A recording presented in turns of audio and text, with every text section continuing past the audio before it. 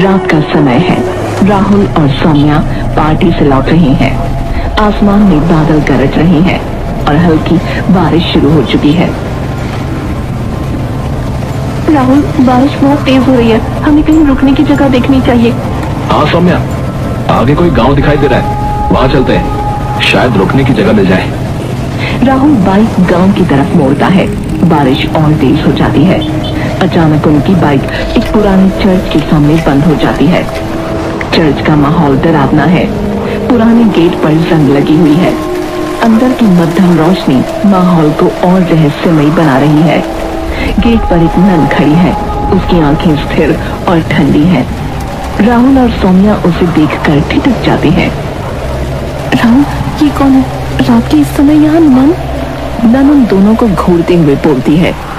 बारिश हो रही है, अगर चाहो तो अंदर आकर रुक सकते हो। रात बिताने के लिए चर्च एक सुरक्षित जगह है। सौम्या तुरंत पीछे हट जाती है। उसकी आवाज में डर है। राहुल, मुझे जगह ठीक नहीं लग रही, चलो ना कहीं और चलते हैं। सौम्या, इतनी तेज बारिश में कहाँ जाएंगे? रात यहीं रुक जाते ना, सुबह होते निकल जाएंगे। सौम्या अनमने ढंग से राहुल की बात मान लेती है।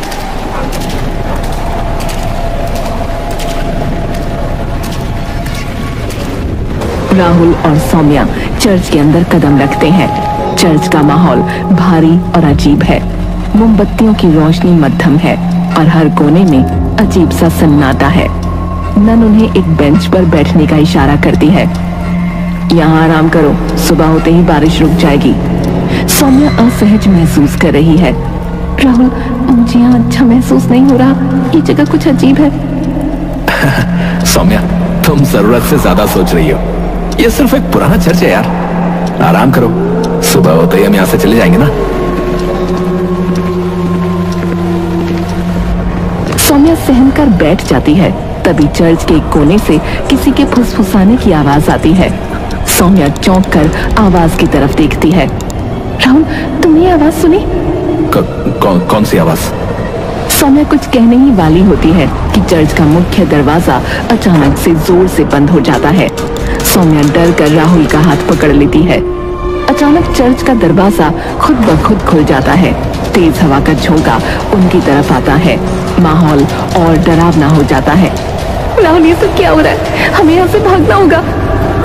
सौम्या, तुम सही कह रही थी, हमें यहाँ रुकना ही नहीं चाहिए था। उनकी बात खत्म होने से पहले नन का रूप बदलने लगता है। उसके बाल लंबे और बिखरे हुए हो जाते हैं। उसकी आंखों की पुतलियां सफेद हो जाती हैं और चेहरा भयानक दिखने लगता है। सौम्या डर कर पीछे हटती है। तुमने मेरी हदें पार कर ली, अब तुम दोनों यहाँ से जिंदा नहीं जाओगे। वो दानवी आवाज में हंसने लगती है और छिपकली की तरह दीवार पर चढ़ जाती है। राहुल और सौम्या बुरी तरह घबराए हुए हैं। नन दीवार से छलांग लगाकर सौम्या पर झपटती है। सौम्या की दर्दनाक चीख चर्च में गूंजती है। सौम्या, नहीं! राहुल भागने की कोशिश करता है, लेकिन चर्च का दरवाजा अपने आप फिर से बंद हो जाता है। वो मुड़कर देखता है कि सौम्या जमीन पर पड़ी है। उसका चेहरा बुरी तरह से विकृत हो चुका है और वो मृत है। अब तुम्हारी बारी है, कोई भी यहाँ से जिंदा वापस नहीं जाता। नन राहुल की तरफ बढ़ती है। राहुल डर के मारे चीखते हुए पीछे हटता है। कुछ ही पलों में राहुल की चीखें भी चर्च में गूंजने लगती हैं।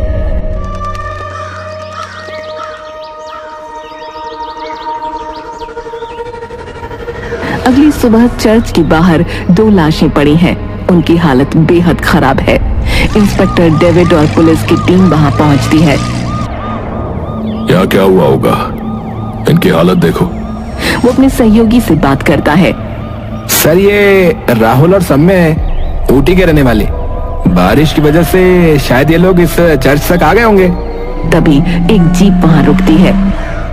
जीप का ड्राइवर डरा हुआ है और चर्च की तरफ देखते हुए इंस्पेक्टर से कहता है, सर, ऐसा पहली बार नहीं हुआ है। इस चर्च के पास रात के समय कोई रुकता नहीं है। जो भी यहाँ आता है वो वापस नहीं लौटता है। तुम कहना क्या चाहते हो? कहते हैं सर कि इस चर्च में एक शापित नन रहती है वो रात में अपने शिकार की तलाश में रहती है। लोग डर के मारे इस गांव के तरफ भी नहीं आते। इंस्पेक्टर डेविड कुछ नहीं कहता और वहां से चला जाता है। कुछ देर बाद राहुल और सौम्या की लाशें उनके परिवार वालों को सौंप दी जाती हैं। गांव का माहौल रहस्यमयी और डरावना बना रहता है।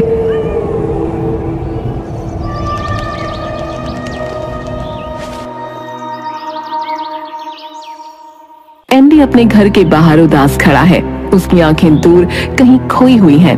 तभी उसके पिता आते हैं। एंडी, क्या हुआ? तुम इतने उदास क्यों हो? पापा, आप जानते हैं कि मैं राहुल भैया और भाभी की मौत को अब तक भुला नहीं पाया। वो दृश्य, उनका वो हाल, ये सब मेरे दिमाग में घूमता रहता है पापा। हमें भी राहुल की मौत का गम है बेटा। हमने पुलिस में रिपोर्ट दर्ज करवाई है, लेकिन अभी तक कोई सुराग नहीं मिला। होने को कौन डाल सकता है? तुम अपने काम पर ध्यान दो। पापा, मैं भैया और भाभी के हत्यारे को जिंदा नहीं छोड़ूंगा। मैं खुद उस चर्च तक जाऊंगा और पता लगाऊंगा कि आखिर उनके साथ हुआ क्या था। पिता उसकी बात सुनकर परेशान हो जाते हैं। मैं पहले ही अपना बड़ा बेटा खो चुका हूं एंडी। मैं तुम्हें खोना नहीं चाहता बेटा। इतना कहकर पिता वहां से चले जाते हैं। एंडी का चेहरा कठोर और दृढ़ हो जाता है। वो अपने दोस्तों की मदद लेने का फैसला करता है।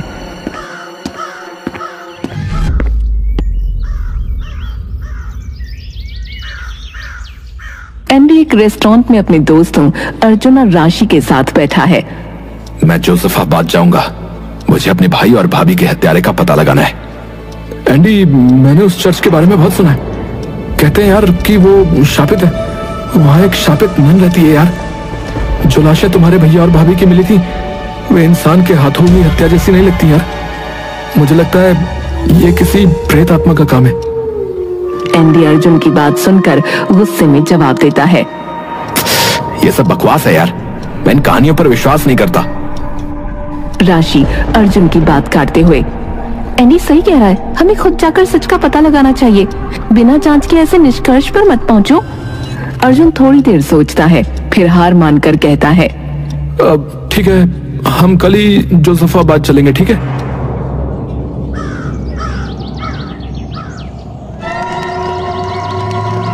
अगले दिन एंडी, अर्जुन और राशि जोसेफाबाद पहुंचते हैं। वो एक पुराने गेस्ट हाउस में रुकते हैं। गेस्ट हाउस का मालिक एक बूढ़ा व्यक्ति है जो उन्हें अजीब निगाहों से देखता है।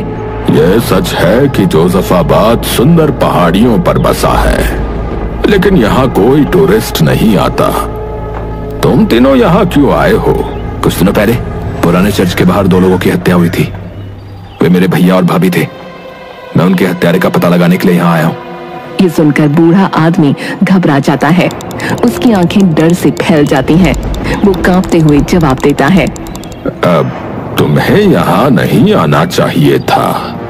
उस चर्च से दूर रहो। वहाँ सिर्फ मौत है। हम सच का पता लगाने आए। आप हमें डराने की कोशिश मत करिए। बूढ़ा मालिक कुछ और कहने की कोशिश करता है, लेकिन उसके होंठ कांपते हैं। वो बिना कुछ बोले वहां से चला जाता है। एंडी, अर्जुन और राशि एक दूसरे की तरफ देखते हैं। ये आदमी इतना डरा हुआ क्यों है?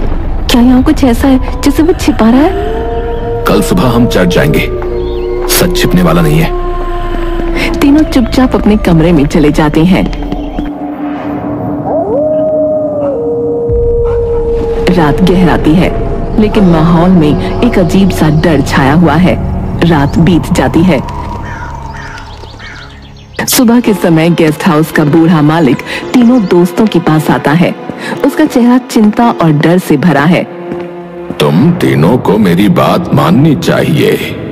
यहाँ से जितना जल्दी हो सके चले जाओ। इस जगह का इतिहास खून से लिखा गया है। हम यहाँ से कहीं नहीं जाएंगे। मैं अपने भाई और भाभी के हत्यारे को पकड़े बिना वापस नहीं लौटूंगा। तुम समझ नहीं रहे। उस चर्च के आसपास जाना तुम्हारी मौत को बुलावा देना है। वहां जो भी गया वो वापस नहीं लौटा। चर्च में एक शापित नन का राज है। अगर तुमने वहां कदम रखा तो तुम्हारी हालत भी औरों जैसी होगी। अर्जुन, जो अब तक चुप था, बीच में बात काटता है। ये शापित नन का क्या रहस्य है? आप इतनी बातें जानते हैं तो सच बताइए। बूढ़ा मालिक एक पल के लिए चुप हो जाता है। उसकी आंखें किसी अतीत की छवि में खो जाती हैं। वो गहरी सांस लेते हुए बोलना शुरू करता है। जोसेफाबाद गांव, कई साल पहले। सुबह का समय है। गांव का मुखिया खेतों की ओर जा रहा होता है।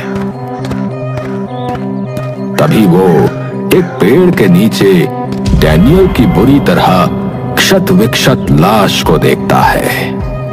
मुखिया घबराकर चीखने लगता है। गांव के लोग उसकी आवाज सुनकर वहां जमा हो जाते हैं। ये क्या हो गया? डैनियल, इसकी हत्या की गई है। कोई तंत्र मंत्र करने वाला शैतानी इंसान इस गांव में है। लोग सहमे हुए हैं। इसी दौरान चर्च के फादर डिसूजा वहां आते हैं। डैनियल की हालत देखकर लगता है कि यह किसी शैतानी तंत्र का काम है। हमें सतर्क रहना होगा।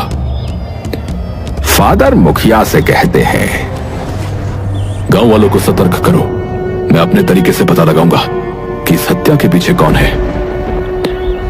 कुछ दिन बाद गांव में और भी लाशें मिलने लगती हैं। लोग डर और गुस्से से भर जाते हैं। जोसेफाबाद में दहशत फैल जाती है। गांव के लोग जोसेफाबाद छोड़ने की तैयारी कर रहे हैं। तभी चर्च के पास एक सुंदर युवती मार्था गांव वालों के सामने आती है। उसकी आंखों में भक्ति और साहस झलकता है। गांव छोड़ने की जगह हमें ईश्वर की शरण में जाना चाहिए। मैं अपना जीवन चर्च को समर्पित करती हूँ। मैं नन बनूंगी और प्रार्थना करूंगी कि हत्यारा पकड़ा जाए। गांव वाले मार्था की बात सुनकर चुप हो जाते हैं। फादर डिसूजा मार्था की ओर देखते हैं। देखो, मार्था कितनी श्रद्धा और साहस दिखा रही है। अगर तुम सब भी अपने दिल में सच्ची श्रद्धा ले आओगे तो तुम्हारा कोई कुछ नहीं बिगाड़ पाएगा। गांव वाले फादर डिसूजा की बात मान जाते हैं। मार्था चर्च में नन बनकर रहने लगती है। इसके बाद गांव में अचानक हत्याएं रुक जाती हैं। जोसेफाबाद का माहौल शांत हो जाता है। एक रात चर्च में फादर डिसूजा और मार्था एक दूसरे से बात कर रहे हैं। फादर डिसूजा संतुष्ट लग रहे हैं। मार्था, लगता है तुम्हारी भक्ति और प्रार्थनाएं काम आ गई। गांव में शांति लौट आई है। मार्था मुस्कुराती है, लेकिन उसके चेहरे पर एक अजीब सी चमक है। अचानक चर्च के अंदर हवा ठंडी हो जाती है। एक मोमबत्ती की लौ झटके से बुझ जाती है। फादर डिसूजा का चेहरा डर से सफेद पड़ जाता है। तुम मूर्ख हो फादर। तुम नहीं जानते कि जोसेफाबाद में अब तक जितनी भी हत्याएं हुई हैं वो किसी और के हाथों नहीं बल्कि मेरी ही हैं। फादर डिसूजा बाइबल से मंत्र पढ़ने की कोशिश करते हैं। कोई फायदा नहीं। तुम्हारे मंत्र अब मेरे काम नहीं आने वाले। इतना कहकर मार्था चर्च की दीवार पर उल्टा क्रॉस दिखाती है, जो शैतानी प्रतीक के रूप में प्रतीत हो रहा है। अब इस चर्च में शैतान की पूजा होती है फादर। तुम्हारे मंत्र अब मेरे लिए बेकार हैं। मुझे बस एक बलि और शैतान को चढ़ानी है, उस इंसान की जो भगवान का सबसे बड़ा भक्त हो। तुम इस गांव में सबसे बड़े भगवान के भक्त हो। मैं केवल तुम्हें मारने के लिए नन बनी थी फादर। मार्था का चेहरा पूरी तरह से बदल जाता है। उसकी आंखों में एक अजीब सी चमक होती है। तुम्हें मारने के बाद मैं हमेशा सुंदर और अमर रहूंगी। इत्तेफाक से चर्च के दरवाजे के बाहर खड़ा एक बूढ़ा व्यक्ति चार्ल्स ये सारी बातें सुन रहा होता है। चार्ल्स घबराते हुए गांव के मुखिया के पास जाता है। वो उसे पूरी घटना बताता है। चलिए जल्दी चलिए मुखिया जी, मार्था शैतान की पुजारन है, फादर की जान खतरे में है। मुखिया चार्ल्स की बात सुनकर फौरन गांव वालों को इकट्ठा करता है। वे सभी चर्च की ओर चल पड़ते हैं। चर्च में गांव वाले जमा हो जाते हैं और मार्था चौंक जाती है। फादर डिसूजा डरे हुए अंदाज में मुखिया से कहते हैं, ये लड़की एक शैतान है मुखिया, इसने ही गांव वालों की बलि ली थी। मुखिया गुस्से में आता है और मार्था को चर्च से बाहर घसीटता है। गांव वाले भी उसकी मदद करते हैं। तुम्हारे जैसे राक्षसों को अब हमें इस गांव से बाहर करना होगा। मार्था को चर्च के बाहर ले जाकर गांव वाले उसे जिंदा जला देते हैं। जलती हुई मार्था मुखिया से कहती है, तुम लोग समझते हो कि तुम्हें मुझसे आजादी मिल रही है, लेकिन ऐसा संभव नहीं है। याद रखना, इस चर्च में अब कभी भी भगवान की प्रार्थना नहीं होगी। जब जब कोई भी इंसान रात के अंधेरे में या दिन के उजाले में इस चर्च में आएगा, वो जिंदा वापस नहीं जाएगा। मेरा कहर उसे तोड़ेगा। मार्था की आवाज धीरे धीरे फीकी होती जाती है और वो जलती हुई राख में तब्दील हो जाती है। उसकी आखिरी आवाज गांव में गूंजती है, नहीं जाएगा, मेरा कहर उसे तोड़ेगा। गेस्ट हाउस का बड़ा मालिक, जो घटना सुन चुका है, अब तीनों दोस्तों की ओर देखता है। राशि, जो अब तक चुप थी, उसकी बातों का मजाक उड़ाती है। ये सब बकवास है, मैं इन बातों को नहीं मानती। मैं अभी इसी वक्त चर्च जाऊंगी और सबको दिखा दूंगी कि ये सारी बातें कितनी बेकार हैं। इतना कहकर राशि चर्च की ओर दौड़ने लगती है। अर्जुन उसे रोकने की कोशिश करता है, लेकिन राशि नहीं रुकती। राशि, तुम कहाँ जा रही हो? ये ठीक नहीं है। राशि बिना किसी डर के चर्च की ओर दौड़ जाती है। एंडी और अर्जुन उसके पीछे भागते हैं। उसी समय इंस्पेक्टर डेविड चर्च के पास आता है। गेस्ट हाउस का मालिक डरते हुए इंस्पेक्टर डेविड को सारी घटना बताता है। इंस्पेक्टर, इस गांव में कुछ बहुत गलत हो रहा है। मार्था के बारे में जो कुछ भी हम सुन चुके हैं वो सच है। वो तीनों बच्चे चर्च में जाकर औरों की तरह अपनी जान गंवाएंगे। इंस्पेक्टर डेविड गंभीर होकर सोचता है। तुम ठीक कह रहे हो, लेकिन इस बार हमें सच का सामना करना होगा। इंस्पेक्टर डेविड और गेस्ट हाउस का मालिक चर्च की ओर बढ़ते हैं, जहां राशि और बाकी लोग पहले से पहुंचे हुए हैं। राशि चर्च के अंदर कदम रखती है। उसके दोस्त एंडी और अर्जुन भी उसके पीछे आते हैं। चर्च का वातावरण घना और डरावना है।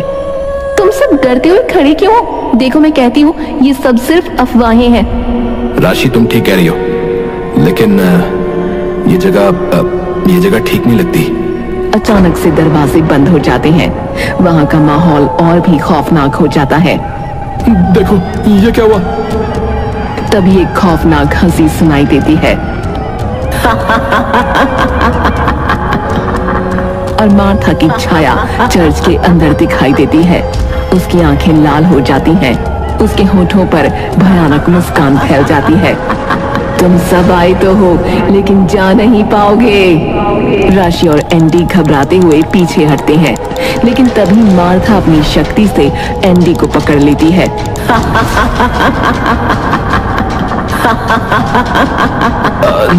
नहीं, मुझे छोड़ दो, मुझे छोड़ दो। एंडी का शरीर जलने लगता है। उसकी चीखें गूंजती हैं और कुछ ही देर में वो राख में बदल जाता है। राशि डर के मारे चीखती है, लेकिन उसे भी मार्था अपनी ओर खींच लेती है। उसकी आंखों में शैतानी चमक और चेहरा विकृत हो जाता है। प्लीज मुझे छोड़ दो। लेकिन मार्था की शक्ति इतनी प्रचंड होती है कि राशि भी जलकर राख में बदल जाती है। चर्च में खौफनाक सन्नाटा छा जाता है। इंस्पेक्टर डेविड और गेस्ट हाउस का मालिक चर्च के पास पहुंचते हैं। जब उन्हें अंदर से चिल्लाने की आवाजें सुनाई देती हैं, वो तुरंत अंदर जाते हैं। डेविड की आंखों में पूरी तरह से साहस और आशंका होती है। ये सब कब खत्म होगा? हमें उसे रोकना होगा। चर्च के अंदर हर जगह अंधेरा और भय का साम्राज्य है, लेकिन तभी गेस्ट हाउस के मालिक की नजर एक पुराने पवित्र लॉकेट पर पड़ती है जो चर्च के एक कोने में पड़ा है। वो उसे उठाता है। ये वही लॉकेट है जो एक समय चर्च के फादर डिसूजा के पास था। अचानक मार्था की छाया उनके सामने आ जाती है और उसकी हंसी गूंजने लगती है। वो अपनी शैतानी शक्ति से चर्च को हिला देती है। तुम सब क्या करोगे? तुम्हारे पास जो कुछ भी है वो मेरे सामने बेकार है। मैं इसे खत्म करूंगा। ये जगह अब किसी शैतानी ताकत से नहीं डरने वाली। डेविड गेस्ट हाउस के मालिक से पवित्र लॉकेट को लेकर मार्था की ओर बढ़ता है। जैसे ही वो लॉकेट को अपनी हथेली में पकड़ता है, लॉकेट की पवित्र ऊर्जा मार्था को आक्रमण करती है। नहीं, ये क्या हो रहा है? मार्था की शक्ति कमजोर पड़ने लगती है और उसके शरीर में अजीब सा दर्द होने लगता है। वो बुरी तरह चिल्लाती है। गेस्ट हाउस का मालिक एक तेज प्रार्थना का जाप करता है और पवित्र लॉकेट की शक्ति से मार्था का शरीर जलने लगता है। ये वही शक्ति है जो उसे शापित करती है और उसी शक्ति से उसकी हार होगी। मार्था की हंसी धीमी पड़ने लगती है और उसकी शक्ति समाप्त हो जाती है। वो जलकर राख में बदलने लगती है और चर्च में शांति छा जाती है। मार्था के खत्म होने के बाद चर्च में अजीब सी शांति छा जाती है। इंस्पेक्टर डेविड और गेस्ट हाउस का मालिक चर्च से बाहर निकलने की कोशिश करते हैं। तभी उन्हें चर्च के कोने में अर्जुन का अर्ध मूर्छित शरीर दिखाई देता है। अर्जुन दीवार के पास बैठा हुआ कमजोर हालत में दिखता है। अर्जुन, तुम ठीक हो? मैं ठीक हूँ, लेकिन मैंने राशि और एंडी को मरते हुए देखा। मैं उनकी मदद नहीं कर सका। गेस्ट हाउस का मालिक अर्जुन की मदद करता है और उसे सहारा देकर खड़ा करता है। अर्जुन के चेहरे पर दर्द और अपराध बोध साफ झलकता है। तुमने जो देखा वो बहुत भयावह था, लेकिन ये तुम्हारी गलती नहीं है। हमने मार्था को खत्म कर दिया है। अब इस जगह का आतंक खत्म हो गया है। अर्जुन चर्च के अंदर चारों ओर देखता है। वहां अब केवल राख और शांत अंधेरा बचा है। उसकी आंखों में गहरी उदासी और थकावट दिखती है। काश मैं उन्हें बचा सकता। इंस्पेक्टर डेविड अर्जुन के कंधे पर हाथ रखता है और सांत्वना देता है। कभी कभी कुछ चीजें हमारी शक्ति से बाहर होती हैं। तुमने जो भी किया वो अपनी हिम्मत से किया। अब इस जगह को छोड़ने का समय है। अर्जुन, गेस्ट हाउस का मालिक और इंस्पेक्टर डेविड चर्च से बाहर निकलते हैं। चर्च के दरवाजे धीरे धीरे अपने आप बंद हो जाते हैं और एक आखिरी बार चर्च के ऊपर एक हल्की सी रहस्यमयी रोशनी चमकती है। ये संकेत है कि चर्च अब हमेशा के लिए शांत हो चुका है।